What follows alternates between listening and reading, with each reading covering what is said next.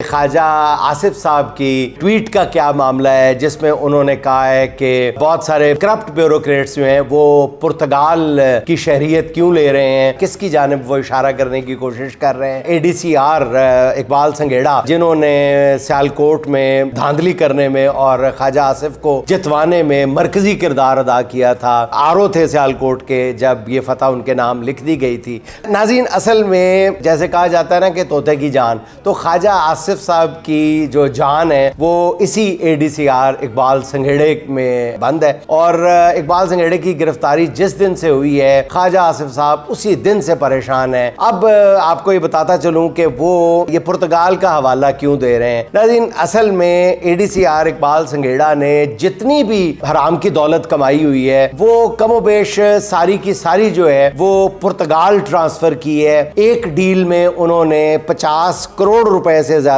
کی رقم جو ہے وہ پرتگال پہنچائی ہے۔ ان کے بارے میں یہ بچہ جانتا ہے سیالکوٹ کا کہ وہ خواجہ آصف صاحب کی آنکھ کا تارا تھے، اور خواجہ صاحب کے ٹیپو نامی بھتیجے جو تھے وہ، اور ایک ان کے دستراز، ان کا پہلے بھی کئی بار ذکر کر چکے ہیں، گھک صاحب جو ہیں، ایک تو مجھے نام بھی نہیں ان کا لینا آتا، گھک ہے، کھگ ہے، کیا ہے، جو گاڑیوں کا کاروبار کرتے ہیں، جن کے کارنامے پہلے بھی آپ کو بتا چکا ہوں میں، دونوں جو ہیں وہ اے ڈی سی آر یہ اقبال سنگھیڑا صاحب کے بیہاف پہ سب کچھ کرتے تھے۔ اور اقبال سنگھیڑا صاحب کے بارے میں یہ کہا جاتا ہے کہ وہ بلا کے دلیر آدمی تھے۔ ایک بار کوئی لین دین کرتے ہوئے کو شک پڑا کہ ویڈیو بن رہی ہے، تو پھر کھل کے انہوں نے کہا کہ اگر آپ ویڈیو بنانا چاہتے ہیں تو کھلے عام بناؤ، مجھے کسی کا ڈر نہیں ہے۔ تو ان کو واقعی کسی کا ڈر نہیں تھا۔ پھر پرتگال پہ جو خواجہ آصف صاحب کا اشارہ ہے وہ پنجاب کی بیوروکریسی کے جو اہم ترین آدمی ہیں ان کی طرف اصل میں وہ اشارہ کر رہے ہیں، لیکن وہ جو کہتے ہیں نا کہ کہنیاں تھی نو تو سنانیاں نو، تو اصل میں طاہر خورشید کا تو صرف انہوں نے نام لیا خواجہ آصف صاحب کو، اصل میں وہ